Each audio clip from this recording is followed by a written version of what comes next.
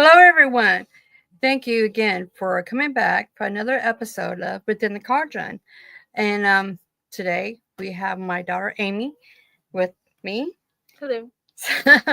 And today we are going to talk to this amazing woman. I mean, I can't tell you how many times I've read her books and everything and watched on TV. I guess I kind of hunt her down to see what she's on next or something because she's just an amazing woman. So we're going to talk to Michelle Belanger, and she has more than 30 occult books and other topics out there. She has appeared as a psychic on A&E, Paranormal State, and the Osborne Medium Portals to Hell. She is a psychic medium, author, occult expert, presenter, singer, and medium personality. She was featured on A&E Paranormal State. Michelle has published over 30 books and is best known as the author of The Psychic Vampire Codex and The Dictionary of Demons. So let's welcome Michelle. Hey. Hi there. Well, I'm so happy that you came on. Thank Thanks you. for having me. Oh, yes. You, like I was saying, you're really amazing. I mean, you have done a lot. You have worn so many hats in your life already. I can't wait to see what your future projects will bring you and everything. But we want to talk about your early experience. And Amy, you want to say that question? Oh, well, you want me to? Okay. Okay. Don't be shy. So you mentioned growing up in a haunted town in Ohio. And how did these early experiences shape your path into the occult and the paranormal research? Well, I grew up in a strange town with a strange history. We celebrate the return of turkey vultures every year around the Ides of March. It's a weird spring equinox like celebration. So a vulture was my my school mascot, which is just weird. We had a haunted library. And there were enough stories and experiences and houses that had weird experiences that, like, going to public school, even most of the other students, even like the jocks and the normals, probably had some run-in with something weird. And so the first thing is that it was normal for me. Like, there wasn't anything unusual about having abilities or like being curious about them. My public school actually offered parapsychology as a Saturday enrichment course. I mean, there were many other ones, dissection and musical theory and wargaming with miniatures. It was a whole thing. But I got to take parapsychology 2 years in a row in 4th and 5th grade, and that was really formative for me. It was one of the teacher's father-in-law, who was I think he was Scottish, but he was a member of the Society for Psychical Research. And so we learned all kinds of fun stuff. We got to do experiments. So I don't know. This was just a path that I was on from a very early age. It helped also that my family has abilities. And so that wasn't an unusual thing. Psychic abilities ran in the family. They were talked about openly. Ghostly experiences were talked about openly. Nobody was shamed for talking about it. Mm-hmm. Wow. That's kind of been like intriguing. Like, I understand that because I kind of had like paranormal experiences like as a small child, and the town we lived in was kind of like haunted. Yeah. So. Oh yeah, it was. I'll probably write a book about those stories. So you are re-released. Oh, you did. I should say you did already. In September 2024, you re-release the Psychic Vampire Codex book. Mm-hmm. Okay. Now, did you do that for your fans? Because I want to say thank you for that. Because and you came a long ways, because that was written when you was 21, and you were still in college, wasn't you, majoring in religious studies? Mm-hmm. So Yeah. that was back in 94, I think, 93, 94. And so how did that book first came about? Was it just your interest, your research, or did somebody say, hey, you should write that book? It was my experiences. So when I went to college, I found like, the budding movement of witches and Wicca, and some of it like appealed to me. Some of it answered some of my experiences, but there was another thread of how my particular relationship with energy worked. And I didn't find any books that weren't just about like psychic vampires bad, here's how to protect yourself. So I did that thing that everybody tells you to do: write the book that you need, write the book that you want. And so, yeah, 94, I started it when I was 19. I wasn't trying to be a new Mary Shelley, I swear. It was just, that was what I was immersed in at the time. You can definitely see my school influence with the college courses in comparative religious studies, because there's a lot of stuff drawn from the world religions and world theology, and especially a lot of ideas of Hindu pranayama, yoga, and still with like its own spin of, this is how I experience the world. I don't know if this is how anybody else experiences the world, but let me put it together and share it and see if it speaks to people. And even if it doesn't speak to you, it's still a window into a particular type of energy work.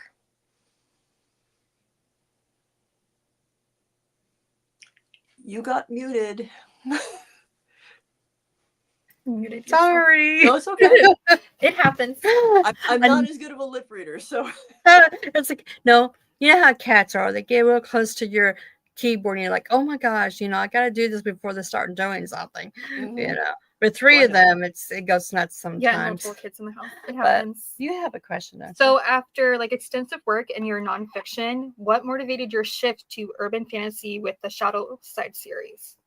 I had aspired to be a novelist long before I ended up having nonfiction stuff published. It was just the nonfiction stuff needed to be published. Like, that was the time where it had to be out. So I actually sidelined my my fiction career to focus on the nonfiction, and there was such a demand for it that like I just didn't have time.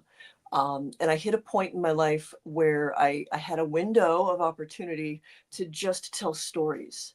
And the Shadow Side, it's urban fantasy. Obviously, it's a story, but also one of the things that I love about storytelling is you can take real stuff and weave it into the world building and sort of go, what if? Like, if this particular ability were like super turned up, what would that look like? And the Shadow Side was also a way of me trying to express to people how it feels to do the psychic work that I do, like what it looks like to me. So the main character, Zach, when he like moves between like the physical reality and the shadow side, the way I describe the shadow side, the way that there's like these layers of echo and memory and like kind of things remembered in spaces, and it's sort of lightless and yet you can still see, that's very much how I experience my psychic stuff, like the way it's saturated with emotion.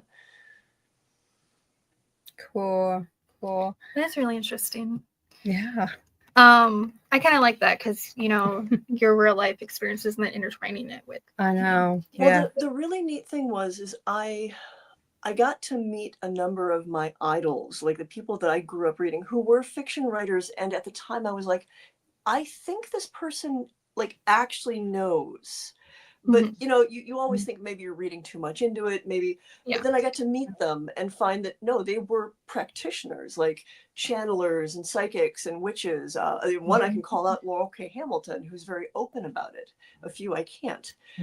But finding that fiction storytelling is a powerful way of disseminating information and inspiring people, like giving you like this imaginative focus to channel the real abilities, and to put information out there and spark curiosity. When you read a fiction book, knowing that it's fiction, it may talk about something, and if you're made curious about it, you should do more research and see if it's based somewhere. In fact, if there's something that you can learn more, if it speaks deeply to you.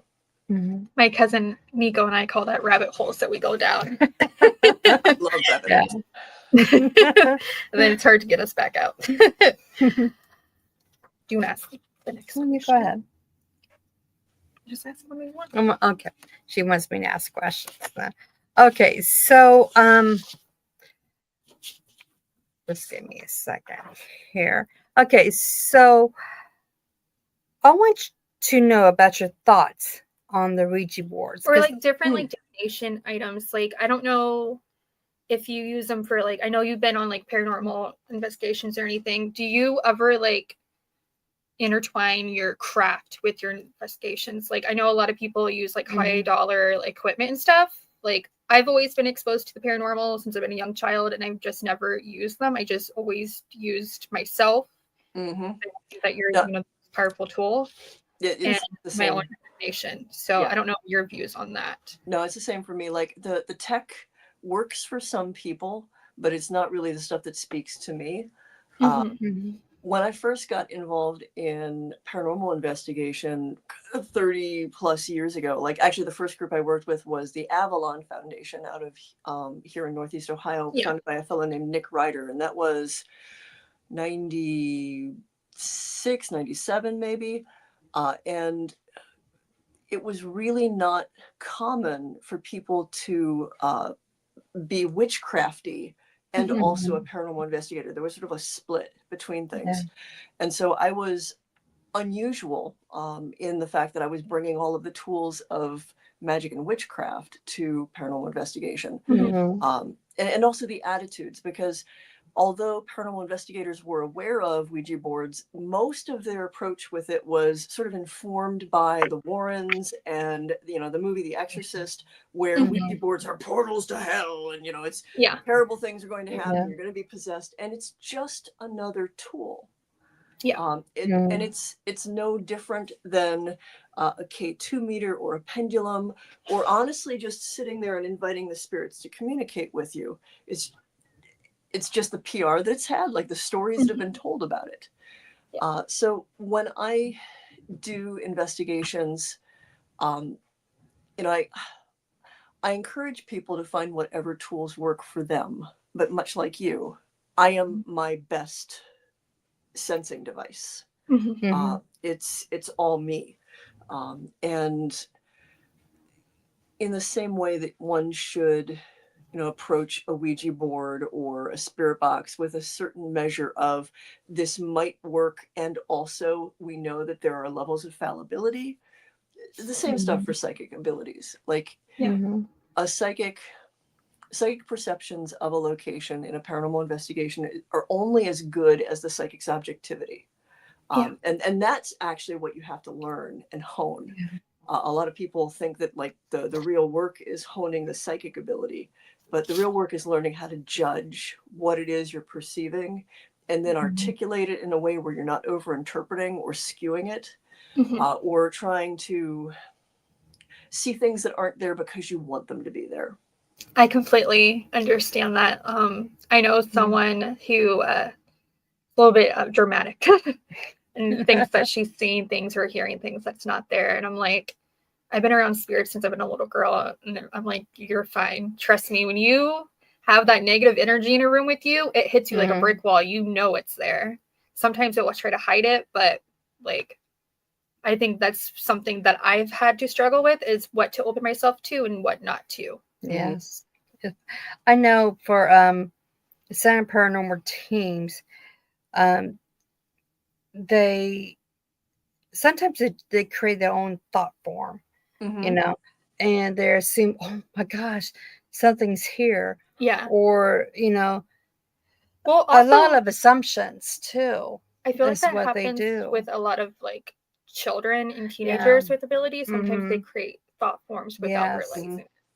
Yes. Yeah, in working with the paranormal community for as many decades as I have, I'm really thrilled that in the past couple of years, like maybe the past 10 years or so, they've started to actually recognize the idea of thought forms, egregores, the Mm. way that we can, in fact, Yeah. create and construct things that are going to act like spirits, are perceptible like spirits. You can pick them up on all the same machines, but it's a little bit like spirit AI. It's a thing that we've just sort of fed a lot of stuff into, and it will work off of its programming.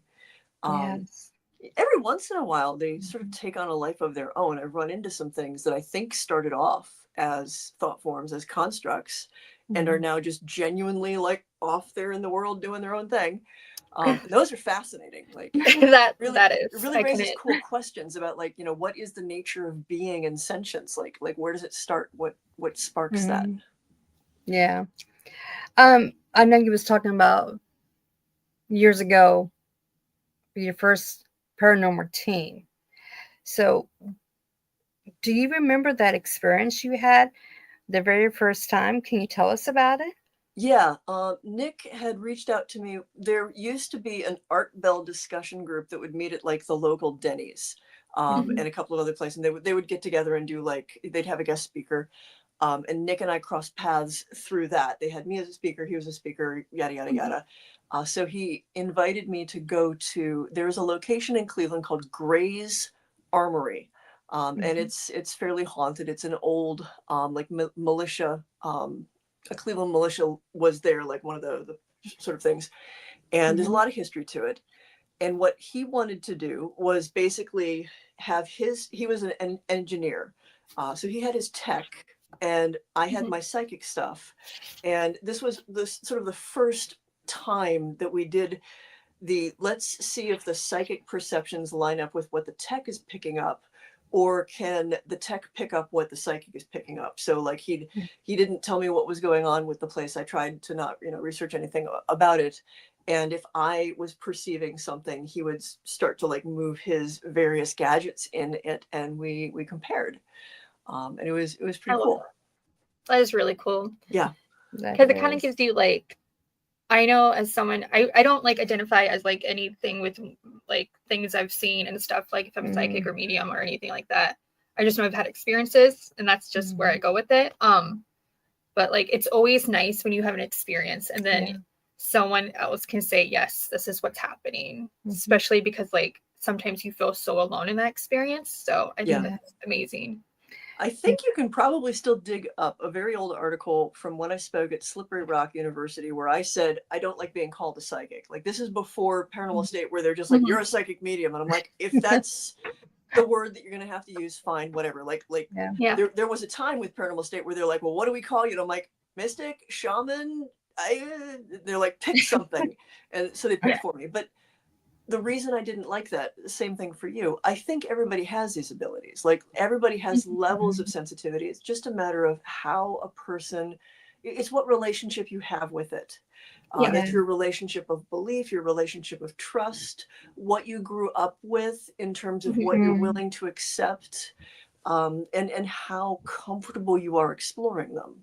Yeah. I feel like with me, like I'm still like, I feel like with me, I had a lot of experiences as a child and as a teenager that was kind of like traumatic in the paranormal field. So I'm still healing from that because a lot of people don't talk about like paranormal trauma. So I'm still healing from that. And I had a really bad experience last year where I had a spirit kind of like obsessed with me, and it was unhealthy. Yeah. So now I'm just trying to like, I kind of like blocked myself a little bit, if you know what I mean. No, especially because I have small children. Yeah. With Paranormal State, he's only on there a few times on camera, but we actually worked with a psychologist. And one of the things that he would do is for families where, especially where young children were having experiences that were just very emotionally upsetting, he was there to let them talk about that, find a way to process it. I know I used him because I had effectively PTSD from a reading that I did. So for several readings after that one, every time I closed my eyes, it would just flash back to that one. I put the blindfold on and I couldn't concentrate on where I was at because they didn't tell me. I mean, that was the whole thing. Like, but it was in Southern Ohio, And 3 weeks before I walked onto this space, a woman had hung herself in the garage. Oh my God. no. And they walked me through that. And you probably felt all of that. Everything.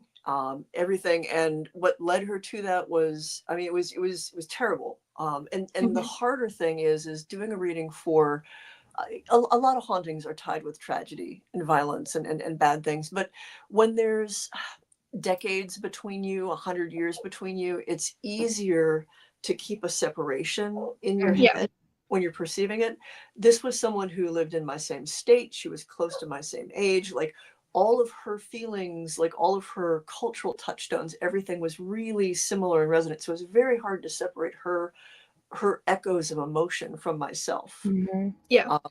So I guess what I'm saying with that is, if you have the opportunity to have an open-minded therapist or counselor where you can talk about it and just like work through it, like that is legitimately also trauma that Yeah. you Mhm. need to find some way to work out, Yeah. to sort out, and talking about it helps. I fully agree. Yeah. Like we did shadow work for a discussion in my mom and our family group, and we talked a lot about like paranormal trauma, because a lot of people Mhm. just don't talk about it. They just have like an experience and they're done with it. And we're like, we can talk Yeah. it through if you're open to it, and if you want to go back to opening yourself up, you can. Mhm. Oh, Yeah, yeah. I'm really fortunate. I have this amazing therapist who's also an energy worker, and I get premonitions. I get visionary stuff. It definitely inherited Yeah. it from my grandmother, Mhm. and sometimes that's really hard because it's stuff that you can't stop, Mhm. especially the big stuff. And there's always a little bit of guilt that comes with that. Yeah. And so Right. she's been really, really good for me to just talk it out when there's a dream that, like, because there's a lot going on in the world.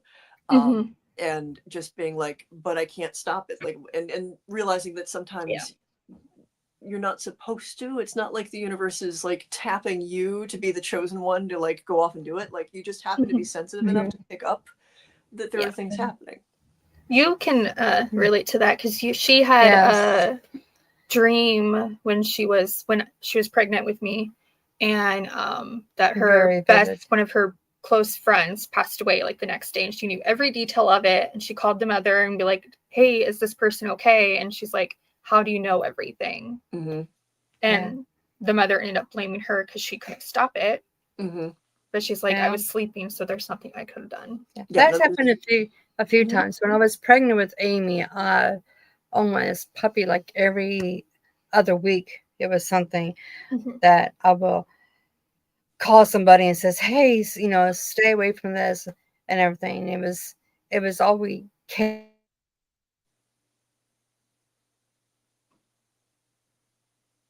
and that was when the call dropped.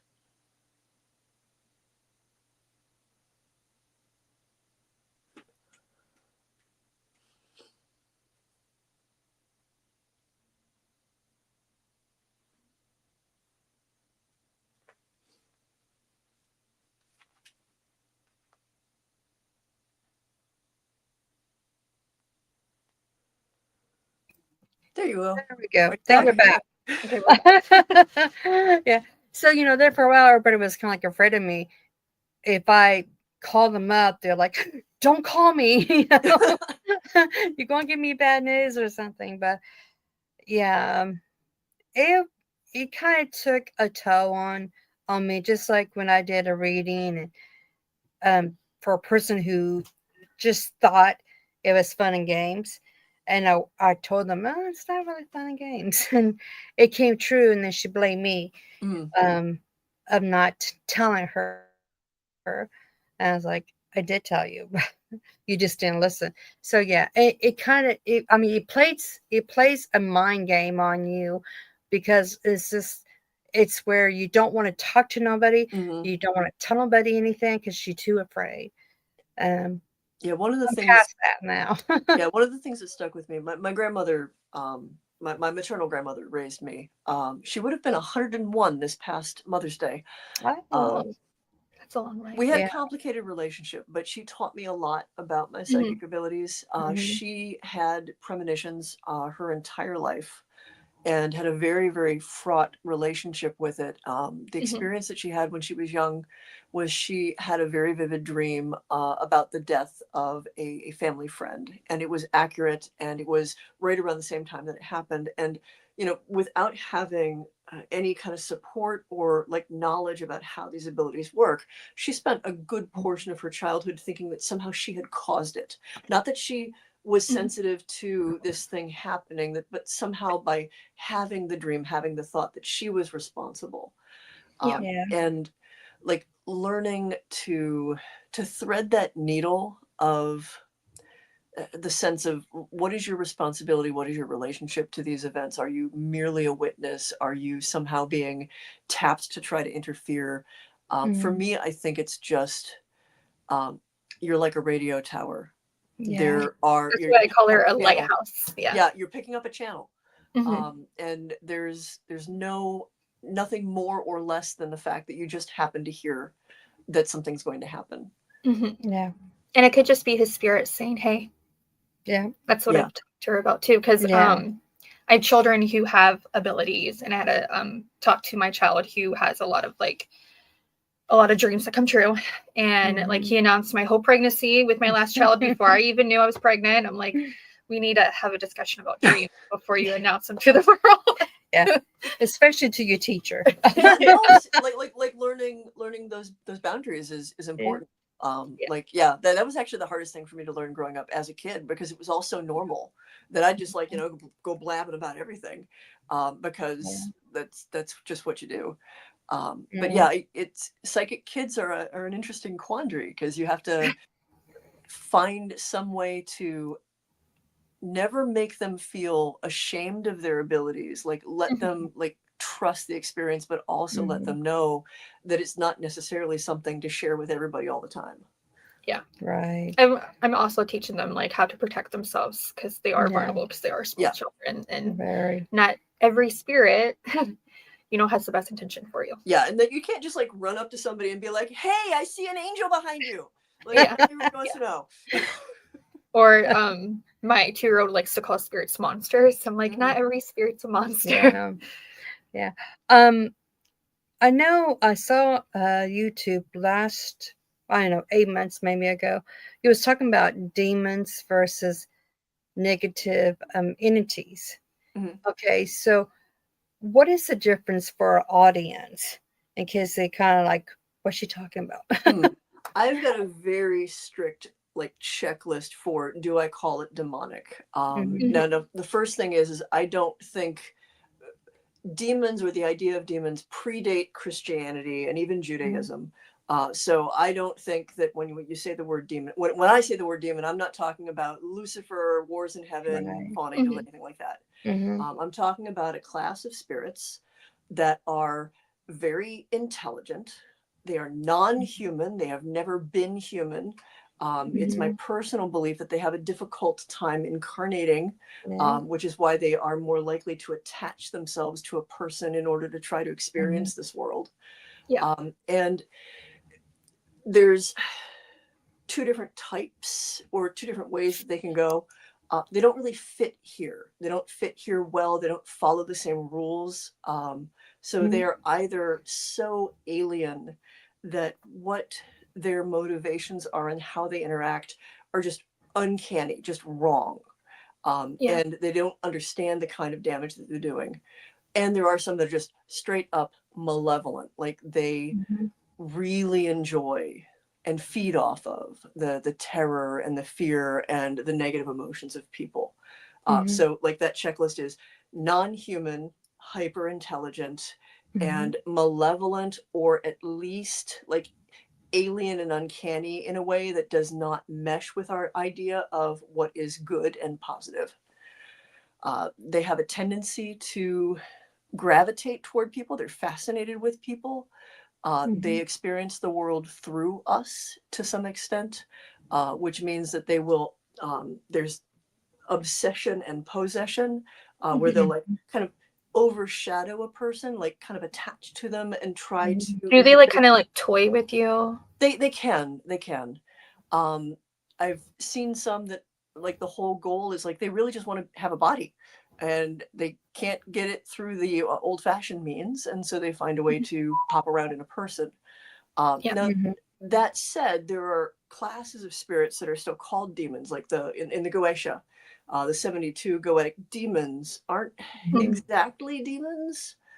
They They're like lower class demons, you would consider. Mhm. Well, actually, digging all the way into the roots of that tradition, they are probably um, the deities assigned to the decans of the zodiac. They're spirits that are written about in really ancient Egyptian stuff. So they are a class of being that eventually became classed as a demon, but they're Mhm. more tutelary spirits. They're definitely not human. They're definitely very different from us, but they're Mhm. not necessarily malevolent. They just have a different set of rules. Those are spirits that can be worked with and communicated with, but with Mhm. great caution because they are big. They don't understand like how fragile we are. Mhm. It's sort of like taking a lion into your house and treating it like a house cat. You don't want to do Yeah. that. No, No. I don't. I love cats, but no, thank you. Yeah. No. That might be cute when those I babies, know. I don't think there's anything cute about that. the babies are cute. No, because well, They grow last up. year my cousin Nico, he had a haunted doll, and I do TikTok. Well, I used to do TikTok, and so did he did, and we would have like a paranormal safe space. So I never really do like investigations really anymore because Mhm. like I just with having the past I've had with spirits, I'm just like I'm good. You know, I dipped my toes in it. I'm okay. So we did a ghost box session, Mhm. and it turned out the spirit didn't have the best intentions. And what they told what he was told about the doll wasn't true, and it turned out to be more malicious and wanted to play around, and it didn't care about small children or babies or anything like that. It's still going to attack you. So it took us to get like a specialist Mhm. to come and be involved and to basically like exorcise the doll and to just send it back to where it was, because it just wanted to play in a dark way, if you know what I mean. Mhm. I want to get some of the comments here. Yeah. Our cousin Nico, he's supposed to come on, and he had an appointment today that didn't Yeah. go as planned. So he's sorry that he couldn't make it. And we're sorry that he can't be Yeah, here he either. has to have it. So, He is very allergic to like a lot of things, and if he doesn't have it, he could die. So so, I'd rather him just to be alive. Yeah. No, that's important. Sherry from the UK, Mm. one of our spirit sisters, she says it can be frustrating, but I have learned to go with it. You do feel a lot, and people those can be hard to process.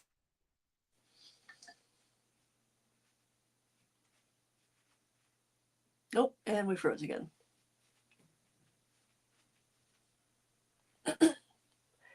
I don't know if I'm frozen or not, but hello to PWI spiritual investigators. And yeah, people's views can be hard to process, and always it's always an interesting path to navigate with what you pick up and like how to communicate and trying to find a way to meet people where they're at as opposed to impose upon them where you're at.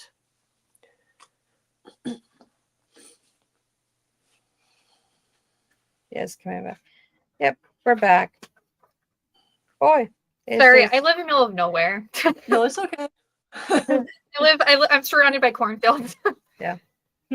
But William says hi to the Scottish Hills in the midnight hour from the Louisiana swamps at dinner hour. That covers all the time zones, huh? Yeah.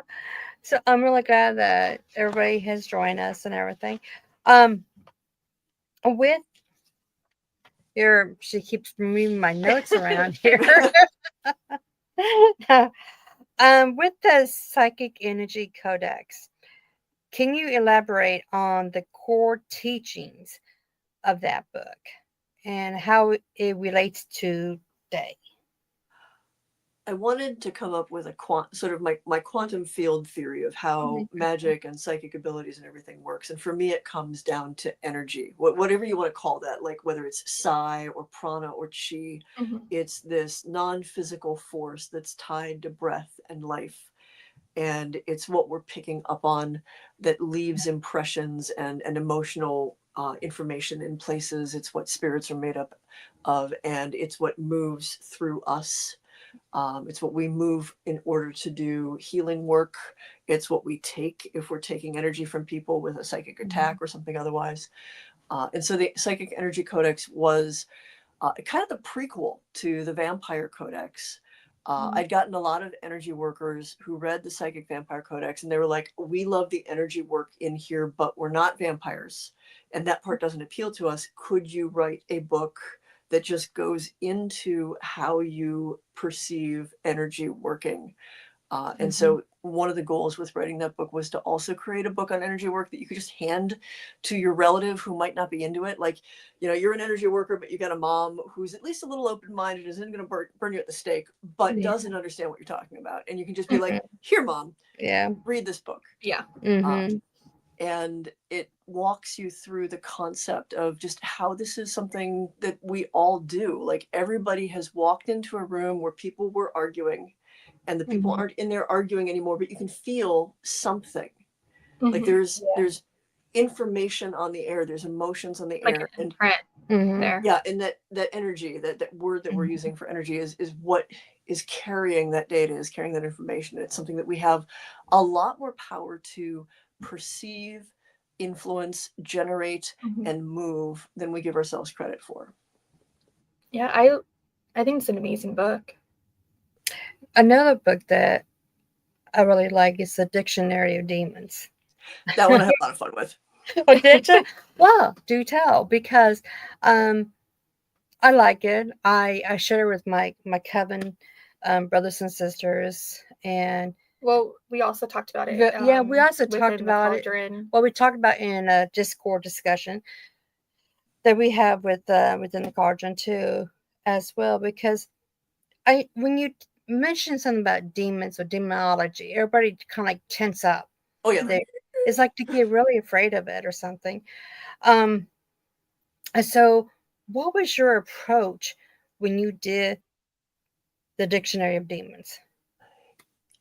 It was inspired by that fear that a lot of folks for the audience of Paranormal State had. The very speaking of a name could somehow summon something and cause it to follow you, when the exact opposite is true. The names have power. And traditionally, knowing the names gives you power over the entity, whether it's a demon or otherwise. So that book was my place where I got to take my witchy side and my psychic and my paranormal side, as well as my academic side, and mash them all together and be like, here is the mythology and the folklore. Here are the stories that we have told for hundreds of years about these. Here's where they go all the way back to biblical and pre-biblical times. Here's why we call them demons. Here's why we fear them. And here's why we shouldn't. Right. Yeah. I think that's amazing though, because like what we do within the Cauldron too is, you know, we want to educate people so they don't have fear. Even we invite people who are different paths, like Christian and stuff like that. And we also have people in the group who are Christian and a witch, and how they intertwine their craft with Bible verses and stuff like that too. We have, let me see, here you go, from Sherry. She wants to know, what's your views on the Fae? Half of my ancestry is Irish. I grew up with a lot of stories and some family traditions of offerings. The first thing is, you don't fuck with fairies. You take them very seriously. Do not, in some ways, I find them actually things to be as cautious, if not more cautious about, than demons, because they're playful and mischievous, and you don't want to just randomly invite them into your house because you've been sold on the idea of Tinkerbell is cute. I've always I worked with fairies when I was younger. I did a lot of fairy magic, and I always felt like they were kind of like protectors for like the small children. They I guess, can be, and like, but they're a wild power. There's something that you Mhm. should approach. They have rules, Mhm. and you Mhm. should be polite. You should never make demands. Yeah. There are there's a certain type of etiquette that they expect. Many of those are unwritten rules of etiquette, and you uh, stumble into them at your peril. Yeah. I Mhm. absolutely believe in fae, fairies, whatever you want to call them. The place where I live and grew up, the woods out here are full Mhm. of these strange wild powers. And I have what feels like a very old connection. Alliance seems too presumptive, but a connection and a relationship with them. And it seems like that's something that ran in that side of the family. Uh, my advice is do not think that they're cute or just Mhm. things to play with. Yeah, Um, I agree. they you're right on kids. So I live at the end of a cul-de-sac in Mhm. suburbia in Ohio, and there's two lovely the girls that live next door. And when they were much younger, we have a rewilded yard, and the girls quite spontaneously decided to set up a fairy altar on one of our rocks. Now, like I wasn't teaching them anything. Like they just one of them was just talking to the fairies. Um, and kids seem to have an unfettered connection. Yeah. And I think it's their innocence and the purity of intention that I think the fae relate to. Yeah. The way that children look at the world, in what seems to adults is a very simplistic way, but is more Mhm. Mhm. just wild, is just the way the world really works on some sort of fundamental natural way. And yeah, I pretty sure she really was talking to fairies, and did not mess up with the altar. I felt like they kind of like guided me as like a child because I'm like leaving offerings for them. My mom's like, "What are you doing?" I'm like, "Oh, the fairies," Mhm. and I'm like, they protect me. But I also feel like a child that was sensitive. There, I lived in a very haunted house, so I Mhm. felt like they were like my guardians in Yeah, a looking way. out for you. Yeah. So Sherry from the UK, she have seen 5 years old. I've got a good relationship and understanding of them. I like to see people's views. I've got footage of my play for dawns. She does. Mm. She has a footage of her fairy named Primrose, and it's amazing. It really is. Um, you would see and you have to see it again because it's like, oh wow. Well, I feel like anytime you get like any like evidence that's paranormal, it's Yeah. amazing. And from William, he says, Mm. we're in Ohio. My wife lives in Northeast Ohio. The You closest city to me, the big city, is Cleveland. So Cleveland? I grew up with, and that's actually why the Shadow Oh, Side yeah. series is set in Cleveland. Like I love the Mhm. history of Cleveland, and especially its mob ties that don't get talked about a lot. Yeah, I've never heard of the ties to Ohio. Like that's kind of interesting though. Yeah. Yeah, Um, Elliot Ness, who was, made his name busting up the mob in Chicago, they moved him to Cleveland after that to try to bust up the mobs in Ohio, in Cleveland, and he didn't. He Mhm. kind of died in obscurity because of a really cool bit of true crime stuff called the Torso Murders. I will not rabbit hole us yet, but if you want to go down a rabbit hole, it's a fun one and creepy. Okay, I'll have to go down that because I love Yeah, murder mysteries. yeah. So yeah, she Cleveland had does. its own Jack the Ripper, basically. that's very interesting. I'll have to look into it. Since cousin Nico has an appointment that's taking longer than what he expected, he does have some questions that he would like to know. Mhm. First, about the psychic vampire. Um, as a self-identified psychic vampire, how do you define this identity, and what are the spiritual implications? So, a psychic vampire is someone who needs to regularly and actively take human vital energy in order to maintain their mental, emotional, and spiritual well being. Now everybody takes and gives energy, so like that's on the table. Like witches work with energy, psychics work with energy. Yeah. Even people who don't believe in energy, like this is just how we interface with one another and reality. The difference for psychic vampires is there is a deficit. They need more, or they burn through more. And so there's noticeably more that they need to take in, and they're usually fairly limited in the types, because your average person can go for a walk in the woods and get everything that they need. Yeah. There's a lot of theories and implications. One of the most compelling ones is that, you know, some people who are psychic vampires maybe have a different soul type, maybe weren't from here originally, maybe don't interface really well with all of the things that ordinarily support other people. It can be a physical thing, and it is a way of just dealing with chronic illness. And if you have enough psychic ability, you just find a way to keep your body running. I've met folks who have multiple different reasons, and there's whole communities of people like this. The reason that I wrote the book that I did is, you know, 30 years ago, 40 years ago, psychic vampire was just a bad word. Like it was, you saw it come into the parlance of occultism and psychicism in the 1800s.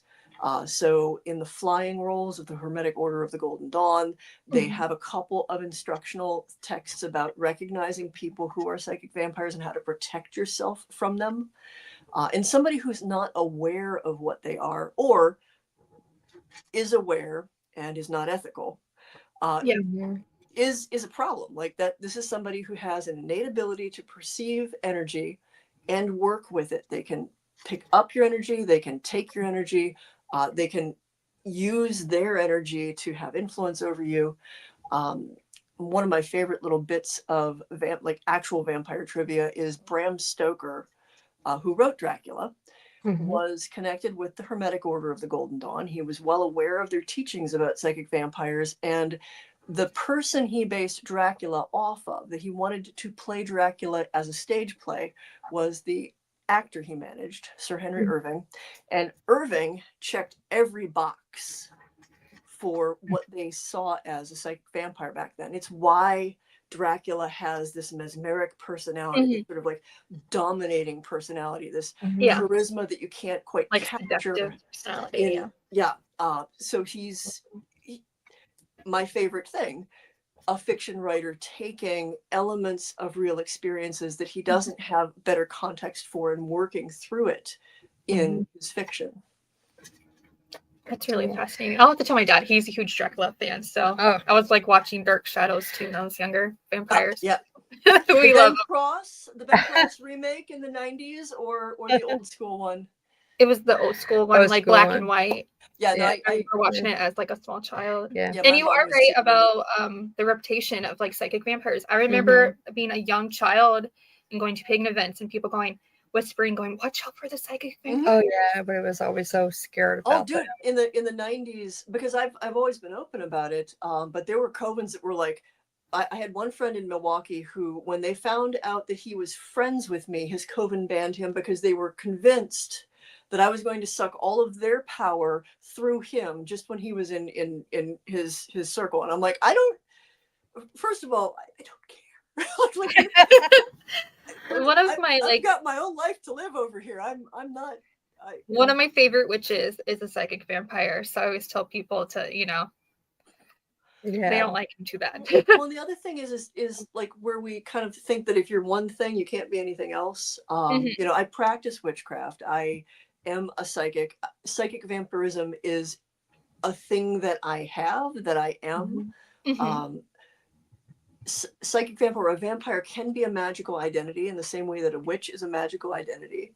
Yes. And for some people it is part of their spirituality and their religious expression, and for some people it's just a quality, a characteristic they have, like being left-handed. Right. I agree. Right. That's why our group is so important, because we want everybody from all paths. Just True. Maybe if you're not ignorant on the topic, then you can open up to it more, and more people can be accepted. Well, it's like any other type of magic or energy work or psychic stuff. As long as you do it with consent, it's fine. Yes, I agree. That is my husband. We used to have date nights, and we used to go out, play pool, or just have a drink or a movie. And one time we was just at some friend's house, and he just reached over, took my wrist, and he sucked blood through my wrist. He freaked everybody out. Who They're did that? like, your dad did. Oh, I didn't even know that. I was like, well, you was what a kind of kid. kink is that into right now? And he did that to my neck one time, and he actually broke a vein. He didn't bite it; he just sucked it. I mean, he just had good suction power, I guess. You don't even know about your father. And Dad sucks. Who knew? when I went to the doctor and told the doctor what happened, he gave me and my husband the most Well, yeah, weirdest look. I mean, he's just like, "Are you a vampire?" Wasn't that like in the 90s? Yeah, that was in Yeah, the 90s. Yeah, of course. But anyway, that's probably too TMI, but It was the 90s. We did a lot of weird things. it was the 90s. It was all crazy then. So The club scene was lit. I will say that. yes. We had a genuine vampire club out here in Cleveland called Club Tier that had it was, there was the goth club, and then there was the VIP area, which was all of the rest of us who could just kind of go and hang out and talk about stuff. And just, vampire clubs were a thing that actually existed. I don't think that's going to be happening in Iowa. Probably not. No, Probably and not in 2025. I mean, there's so many reasons. I like to. Too much going on here right now that we need to get like basic things like. I mean, we're basically in the Satanic Panic 2.0. Like, we really just need to like. Well, I was talking because I was just in Salem, and I talked to a witch there, and she was telling me how she's scared right now. Oh no, the stuff that I lived through in the late 80s and early 90s, like I see so much of it coming back. Like, I remember friends who had their kids taken away for no reason beyond the fact that they had a Wiccan, not even satanic, but just happy little like love god, like just an earth goddess. But that was satanic enough. Like there was bad stuff, really, really bad stuff that happened. And the most important thing is to have a strong support system, to like look out for one another, to have good lines of communication, and to understand that not everybody's going to be cool with us, and we need to make sure that we take care of ourselves. I agree. I just told her, we just have to keep being there for each other, empower each other, and be loud right now, because that's what. Otherwise, it will be like that. Yeah. And guard the information. Find ways to communicate. It's actually, it was another reason why people would often put stuff in fiction, because there was a time where you couldn't write a witchcraft book. And you certainly couldn't sell and have a publisher pick it up. So like that was often your only option to communicate really important key ideas. And the zines were another big thing in the 80s and 90s. Like, it was a way of getting stuff out there and sharing information, and like learning how to go back to that isn't a terrible idea. I used to like write in runes and like notes in high school to my friends, so the teachers wouldn't know what I'm talking about. We wasn't very good parents, Bob. No, you guys, this is the thing. Like, a lot of people like, oh, your parents are weird, and like, your parents are witches. Oh my God. I'm just like, it's okay. It was like a normal day if I would find a puppet in my freezer of a guy like, the thing is, being brought up the way I am, I'm teaching my children, who are men, to be more accepted and to be diverse and everything. And that's what we need in this world right now is, more people who will be like that and who will lead with kindness. Well, our kids seen a lot at pagan events, so they knew about the LGBT long before it became really huge and everything. They knew about poly relationships. See, they knew about all that. It was weird for me when people will show like hatred towards anybody who was different, because I'm like, that's my norm. What are you talking about? No, my mom was a hippie art student and theater person. So like I like my first formative years were around like all of her theater people. And like she was doing like, nude artwork and nude modeling. Like there were so many things that were very normal for me. And then I like went, that was actually the weird part of my childhood, like things that people didn't accept, like psychic stuff. That's fine. The fact that I drew anatomically accurate mermaids and satyrs in kindergarten, that was not so cool. Yeah.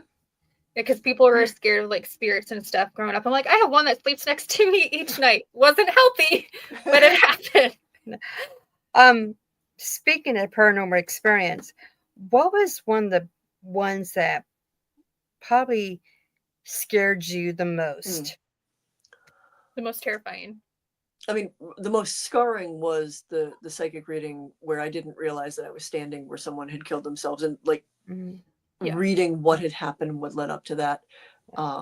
You don't get to see any of that reading on that episode because we learned that it is possible to be psychic enough to infringe on privacy laws because it was related to 18 plus years of sexual abuse from a family member. So it was awful. And the only way I got confirmation from that was the sister was on the sidelines. She was there and she saw the reading, and like I come out of it, pull the blindfold off, and she looks at me, she's like, she's got tears in her eyes, and she's like, you're the only one who knows. That one messed me up. Other things, like I've had profound experience, awe-inspiring experiences. When I was 17, I went into the woods here. I was, I did not fit in school. I had a lot of stuff going on. I had some ideas of what I was going to go do to myself in the woods. And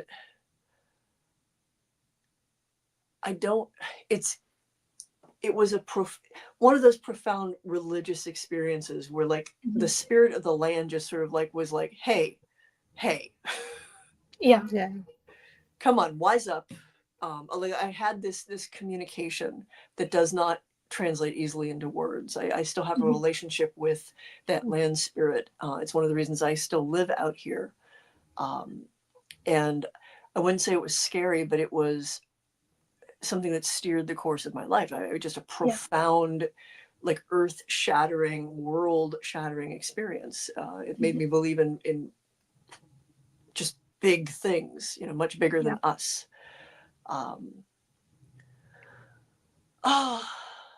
There was one experience on Paranormal State where the family alleged that there was a demonic influence and a possession happening.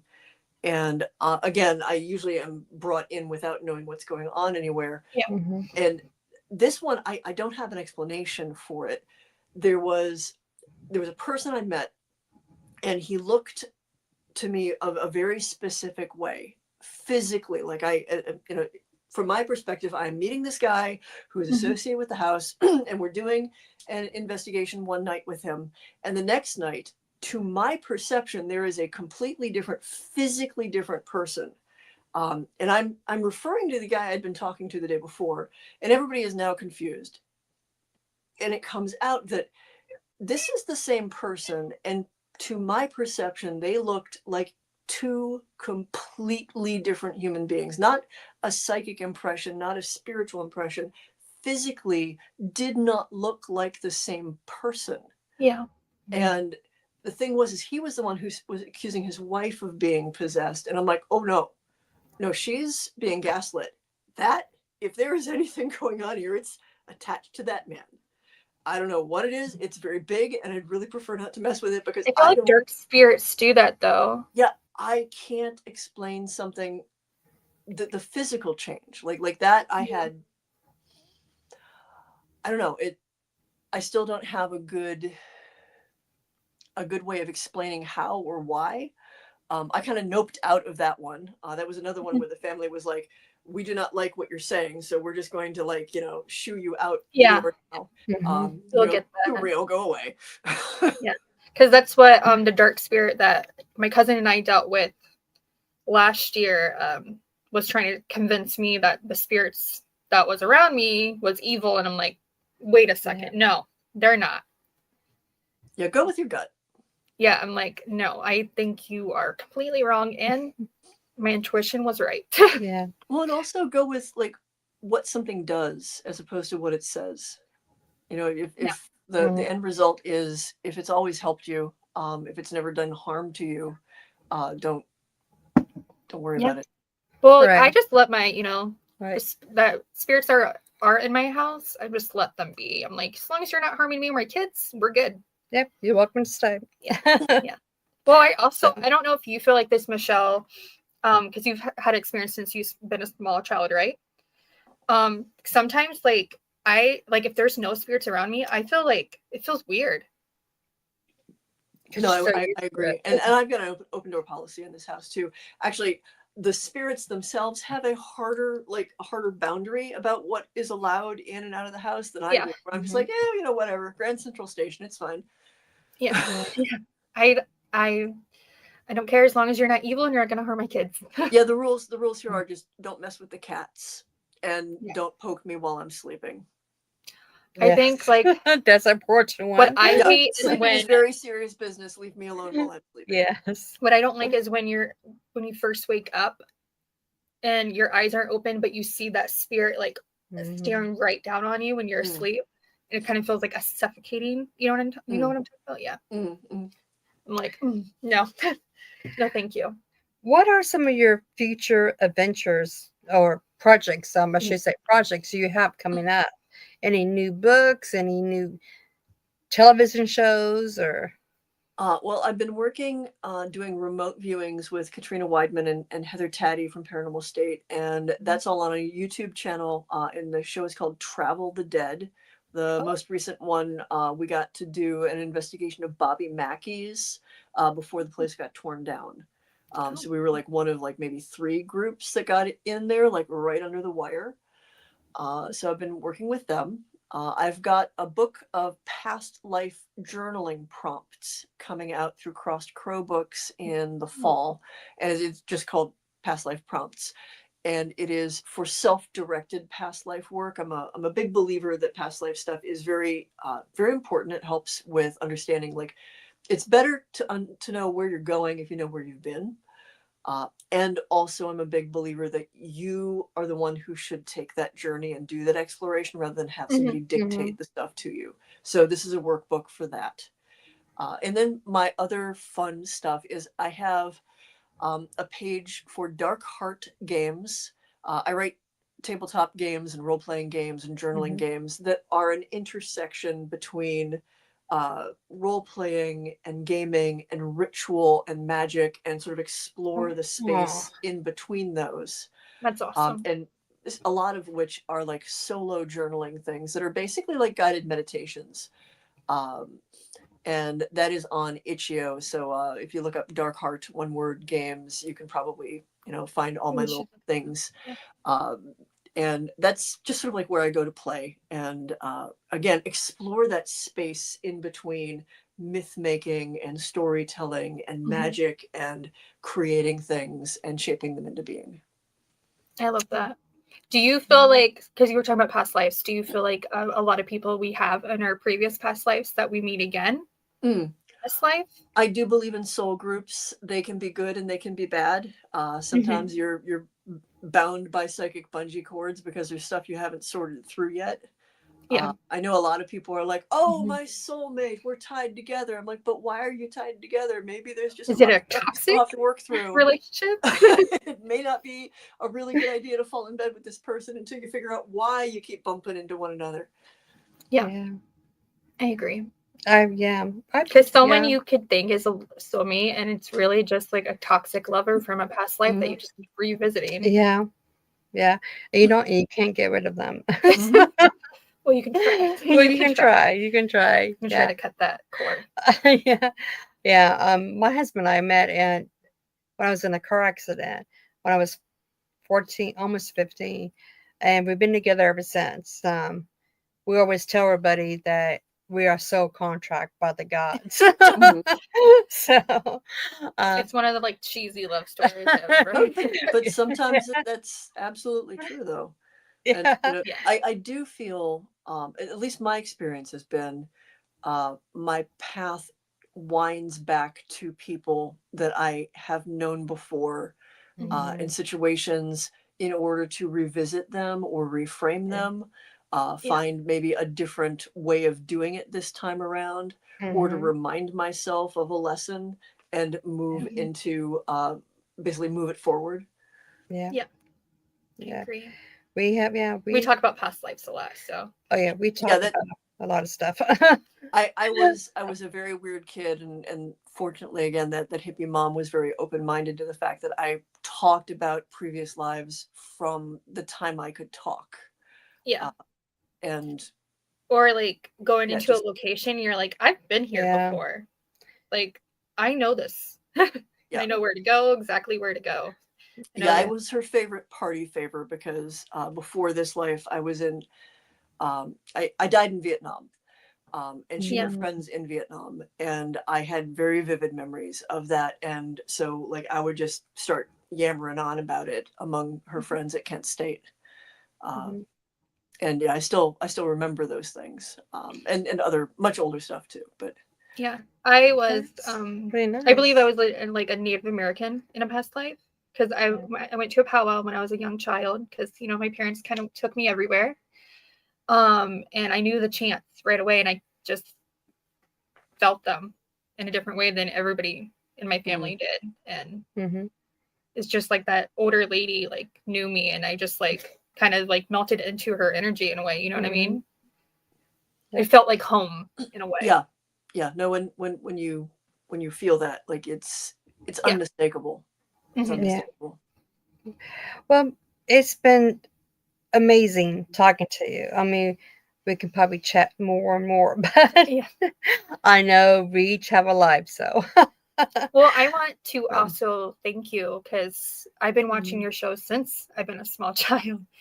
And you've always, I don't Mhm. know, I've spoken to other people with abilities who are sensitive, and your type of Mhm. shows and the knowledge you share definitely make us feel like less alone. Yeah. That was Yeah. the whole reason I did it. It wasn't because they were paying me. Uh, Well, we Paranormal want to State, thank you for that. no, Paranormal State originally they weren't paying me at all. Like I was there because we needed someone there to Yeah. represent views Yeah. that weren't just like demon hunter Catholic. Like Mhm. that was why Yes. I was there. I was requested by Elfie and a couple of other people to be Mhm. a spokesperson and to offer a different Yeah. perspective. And I take that kind of work very seriously. Oh, yeah. Yeah. Oh, yeah. Well, we want to thank you for coming on. Thank you. Just stay for a couple of minutes while we end the stream. And for everybody in the audience, subscribe, share, and like, please. And thank you, and for coming on. Yeah, thank you.